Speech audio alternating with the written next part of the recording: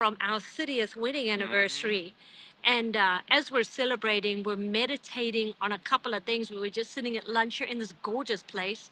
But I'm not going to tell any of y'all where we're at.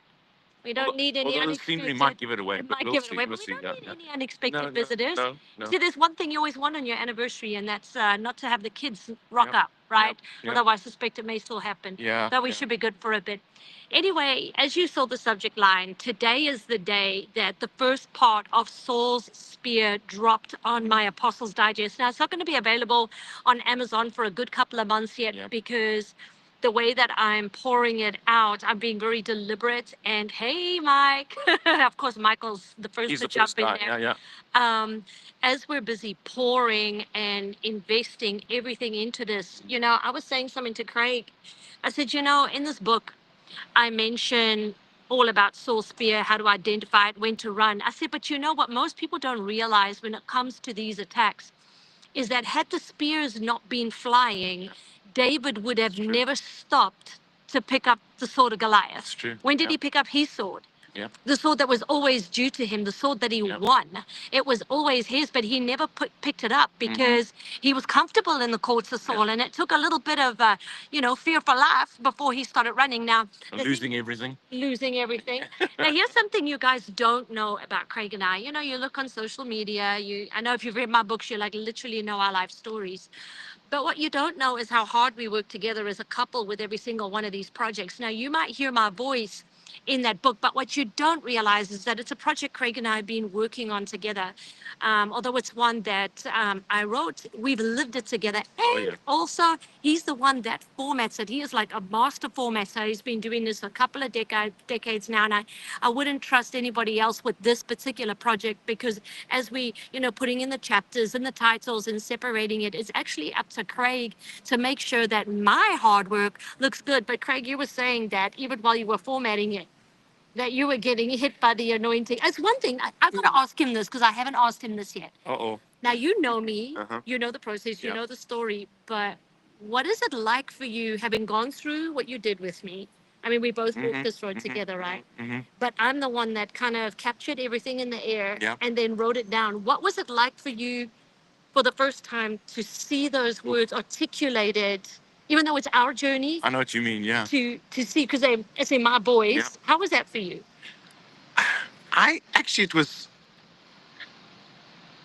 It was interesting because number one, it was exciting to see how far we've come. You know, when you go through tough times, you sometimes reminisce on the bad stuff and the tough times and the attacks and all that kind of stuff that you forget about the journey you've taken, where you've come from. That's good. And then it's like what God made you stronger in. You know, we you keep thinking of yourself of that little David that's on out with the sheep. You don't think of yourself as David the king. And so, Come having gone through a on. process, the spear's been thrown and all that kind of stuff. It's like, it took a man and a man with destiny to go through all that and then to rise up to be a champion and a defender for others. And I think so often, if we lose track of the destiny that we're supposed to go to, we stick with our mindsets of David in the sheep field, David being having the spears being thrown at him in the courts. We don't realize the destiny that he was walking out and what it took for the character change to become the king that he needed to be. I think it's hard to figure out the destiny while you're feel like you're running for your life. That is it. I mean, it is. And then to come back for formatting, you asked about that, and as a formatter, my greatest wish is for my formatting to bring out the character of the writer. Mm. It should look like and should feel like that person formatted the book themselves. And I've done so many of Colette's books and others, but for me, for this one, is when you start to format, you have a intimate relationship with the words. Oh, that's And good. even though I didn't read the whole book, Colette read it to me ahead of time, but formatting it and sentences sticking out and scriptures sticking out. You know, I started to well up. There was like this conviction and this call to circumcise my heart Come at on. the wrong attitudes that I had towards those that had done me wrong.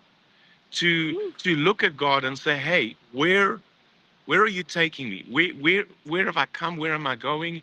And to let go of those mm, those claws that are in this in that really hurt, and they stick there and they chafe every time you think of the person, or there's such scenarios come around and you kind of want to reminisce on the bad things. I It's love like that word. I felt that conviction Reminisce. of, is it, it's time to let go. Come How on. long will we continue to be dictated to by a past Saul that no longer is in our lives, has no effect on our lives, or should not have any effect on our lives? It's like, when will we let that go so that the destiny that we have been called to can rise up? Because, yeah, for me, I'm not like Colette. I was She actually gonna. speaks it. I was actually gonna say, hang on a minute. You gotta let people know that even Okay. though we're both extroverts, we handle pressure and we handle the situation and Yep. just this whole process very, very differently. In fact, I even had a couple of people reach out to me, Craig, and say, "Hey, what happened to Apostle Craig? Where did he go?" I'm like, I promise you, people, he is still very much there. But when you're going through a process, Yep.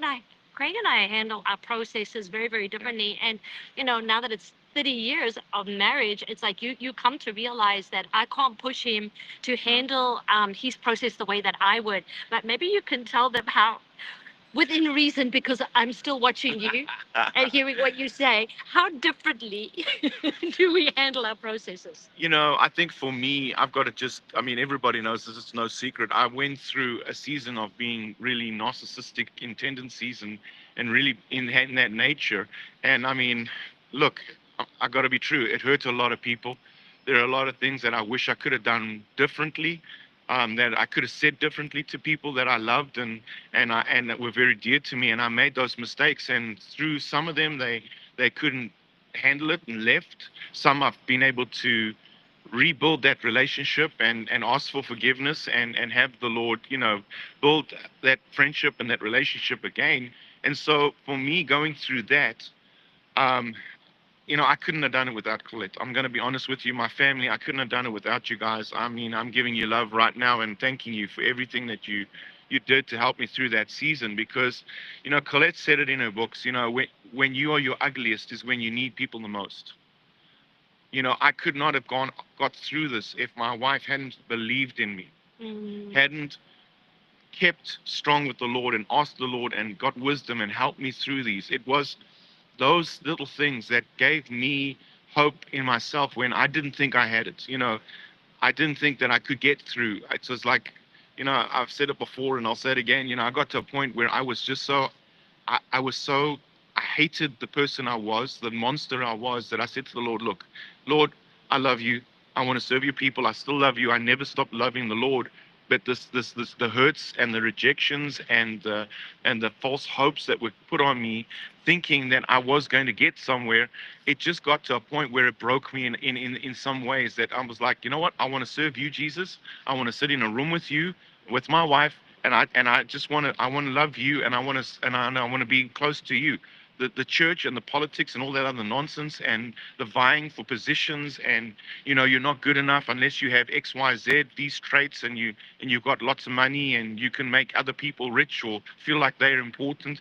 It just got to the point where it's like, where's the sincerity of serving Jesus with all your heart, and just doing what God called you to do? And it's like, I got to that point where I was like, you know what? And the problem with that was I got bitter, and I allowed that venom to pollute the character God needed to me to be. And so I became the worst of myself.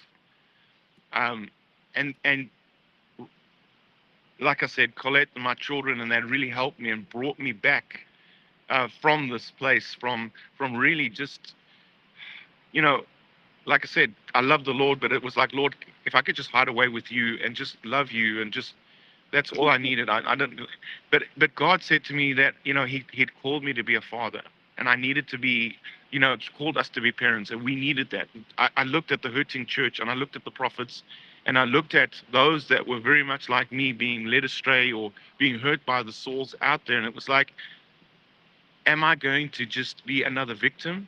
Am I going to just be another person who said, well, I got hurt and therefore I'm not going to do this anymore? Or could I be someone greater that the Lord could use to inspire other young Davids, that they have a destiny that is not within the courts of Saul per se, and to use the time that they are under Saul to become stronger and better, and not allow those environments, those toxic environments, to make them lose the vision and why they started this road. I had to go back right to the beginning of when I first got saved. It's like, Lord, why did I get saved? What was it that I was so excited about, to give away my, to put my old man to death and to take on this new life? What was it? What was it that made me want to do that and to serve you for, these 30 years of serving the Lord? I mean, serving my wife and serving the Lord. It's like, what was it that made me want to do that? And when I started looking at that and all the good times and the ministry and the people we've ministered to and the countries we've been to serve the Lord and serve his people, it's like, I remembered why I wanted to do this and why this burns in me so much. And so, it was a long trip. And yes, the Lord said to me this. He said, a good couple of, almost a year ago, half a year ago, why I went. It looks like I went into the background. It's like the Lord said to me, He's taking me through a changing, and He put me in a chrysalis. And for any of you who've read Colette's books and know our teachings, that means it's a time of being put aside and going through a reformation, a metamorphosis. The Practical Prophetic Ministry book shows it perfectly. From the caterpillar to the butterfly, and it's like God put me in there, and it was like I needed it. I needed it because I wanted to. I needed to redefine myself, to refocus, and slowly but surely, the Lord's been saying it's time to come out now. And I must be honest, sometimes it's comfortable to be in the chrysalis, um, but my burning for the Lord and for the so prophets, my burning for the prophets to see, we have such a diversity in the prophetic today. We have those that are sincere and loving the Lord and trying to just be that blessing to the church, showing the heartbeat of Jesus. And then you have the others that are going for the fame and all that other nonsense that is bringing such a bad taste to the prophetic and the fivefold ministry as in a whole, that it's like, we need to do something about it. Come on. And if being together for 30 years has made us a face that we can help the prophets, that we can help the church, then I'm going to do it. Whether I like it or not, it's not about feelings. It's not about my emotions. It's not about where I'm going, if it's comfortable or not, because a lot of we've gone through some very tough times this last while, and financially and spiritually and everything. But it proved why I have this wonderful woman in my life. It proved because if we could stick together through the toughest of times, when our characters were buffeting each other. No, that's one way of saying we were fighting. Intense fellowships. A lot. It was like, no, it showed that fighting through. Sometimes together, sometimes against each other, but we fought through it, and it's like, I'm excited about what the next 60 years, the next whatever it is, as long as 120 is our perfection. So I'm 120. I want to do this. I want to see what we can do to change the world and to bring the prophets to the place where they be. That you guys need to rise up. The prophets that are out there, you guys who have a sincere heart, that are not doing this for pride, that are not doing this to get a name out there so that everybody thinks you're wonderful. It's like, no, you guys need to get out there. And if Colette and I can help you, if Colette and I can get you a platform, if Colette and I can, give you the tools you need, well, then we're here for you. And that's what I can say. I think I'm right off topic, but oh no, no, it's right on topic. This has been really a season with the launch of this book, Soul Spirits, what we're talking about. And guys, you can get the first part of it on my Apostles Digest. It's not going to be available publicly for some time, but those who are on our digest, they get a new book from me and a new audio halfway through. You're my friends. You're the ones that are following us, that have supported us. That's why it's only $4.99 a month, because I want you on there. You can get it at collettetoach.com. Look at the links that my team are posting there. But It's been our journey. It is. Soul Spear, and it's going to be different to what you expect. I put the subscript as redefining spiritual abuse in the church Yeah. because we do need to redefine it. Yes, We we need do. to firstly define it properly, Yes. and just bring a separation between a soul and just a bad leader. Yep. And thanks, Andrea. I see a lot of my friends are here. I saw that. Andrea, Clarence, Paulette, sorry, my dear, from Cape Town. All of you. I think I saw Sabrina somewhere there too. So good to see you guys again. Michael, Deborah, Austin. Thank you guys for hopping on. Love you guys. If you go to the store, you can sign up for the digest, get the Yep. first offering. It got launched this morning. This Yep. morning it was released for the first time. For those of you who got it and are on our network, I look forward to hearing your insight because this isn't just our journey. This is our heart to the church. It's how it's made us stop and ask ourselves what really is our vision for Yep. ministry. What do Yep. we really want to do? And as we came together, it's this, guys. Our mandate is to help you Yep. fulfill yours. Craig and I are not about building our platform for our voice. Our passion is to build platforms for your voice, to create an environment for the next generation of prophets to have their voice heard. And like anything, as any apostle should, by the way, we live it, we plow the road so that you can walk it. Yes. You know, we plow the hard ground so that you can take the fruit. I love the scripture where Paul says, one planted and another watered, but we all get the increase. That's an right. apostolic work. Yes. We're watering and we're plowing and we're sowing. Why? So that others can get the increase, and that's you. Yeah. That's what we're meant to be doing. Yes. Apostles are not meant to be establishing their own platforms. No. No. Jesus created and birthed the biggest movement we've ever seen, but he split his platform into 12 Yep. and more. Yep. He never kept that platform for himself. His entire purpose was to create Yep. platforms, was reproduction. Yep. And if you're not seeing that reproduction in an apostolic work, then is it really an apostolic work? Yep. Because I can talk about my platform, but if I am not building for others, if I am not Yep. seeing that duplication, then what are we doing here? Yes. And I think, like I said at the beginning, it's only when the spear has been thrown at you and you have to run to life for your life that you go and you pick up the sword Yep. of Goliath. That's That you go and pick up the sword that was always destined True. for yours. And it's crazy as I was studying for the book, is finding out just how incredible Goliath's sword was. It's mentioned just a few times in scripture, but it would have been the most ornate, beautiful sword. It wouldn't have just been big and powerful, which of course it was because of Goliath's been big. size, but because of where they would have made it, and the Philistines, who were masters in ironwork, it And would in have fact, been the ornate and beautiful. So when and Goliath was a champion, so his Oh. sword would have been the it would best have of the been best, you know. it would have been very ornate, and very likely had ivory or gems and gold. It was gorgeous, and it's just fascinating to me that when we see David going to pick up Goliath's sword, that it was what, wrapped in a cloth, hidden away in the temple. Yeah. And when I came to that part of my book, and it about wrecked me, you said you kept crying as you were formatting, and I kept crying the whole time writing the thing. It was that, wow, how many of us have put our sword on hold? How many of us have wrapped it up neatly and we put it in the tabernacle? We put it there. It's hiding. It's there for safekeeping. Yeah. But we never had the courage to pick it up at the time of slaying Goliath. It was David's sword all along. That's why he could take ownership of it. It was the spoil of war. But it took a couple of spears his way for him to finally have the courage to go back to where that sword was hidden, to pick it up and use it. Oh. Now, when you face the Saul, when you face those spears, you can either run away from the battlefield and you can give up and being king, or you can go pick up your sword. Yeah. And well, that's been a bit of our process, and we hope it ministers to you guys too.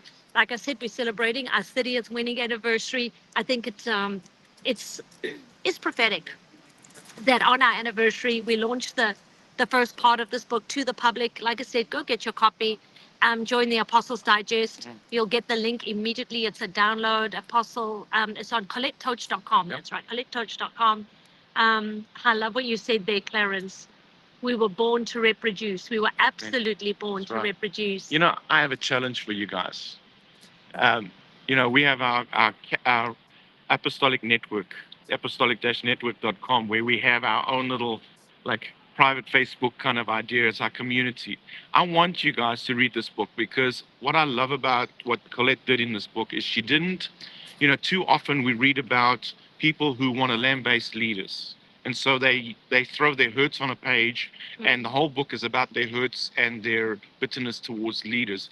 Um, or you get the other one that was a complete victim, and the victim mentality is always there. But what I love, what Colette did about in this book, is she brought such balance to, number one, what it looks like, because when you're in it you think everybody else is not in it. So she brought an awareness of what we should be looking out for, to help those that are in it or about to experience it, so they are aware of it. Because I must be honest, when I think back, I would have loved to have known what this book, I would have loved to have read this book, so many years ago. Well, we couldn't have read it, written it No, then, I guess. I know, and that's the point. We It's had to like live it. we had to live it. But the point is, because reading those points out, it highlights and it gives you an opportunity to not be hoodwinked, to not have to go through some of the pain that you don't need to.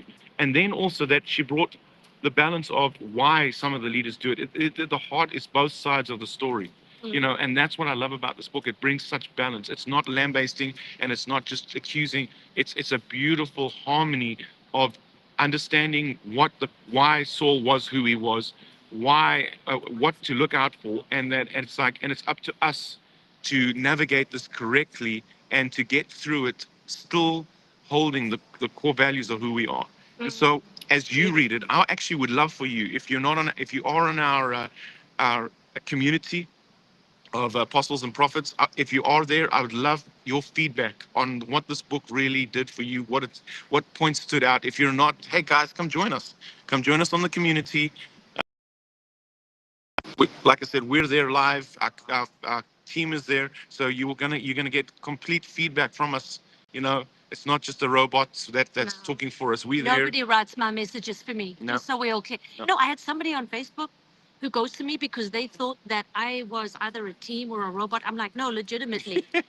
I They write didn't have my own discerning of messages. spirits. I'm No, just they did saying. not No, discern me well. no, no. No, But we're there for you guys. we love you guys. Apostolic-network.com. We're there to minister and see you through. Our mandate is there to help you fulfill yours. Let us help you. But first, to help you, you need to go back and Yep. pick up your sword. Yep. Hey, guys, who here's dropped their sword? Well, yeah. Who here's dropped their sword? It's time for you to pick it up and get back into the fray of things. God's people are waiting. The cave of Adullam awaits. Your mighty men are waiting for you. And so let's take it together. Thank you for sharing a few moments of our day with us. Thank you, guys. Thank you for all the wishes, all the love, all the gifts. We love you guys so, so, so much. And well, we're going to go and enjoy the rest of our anniversary. Oh, yes. Bye Love you for guys. now. Bye now.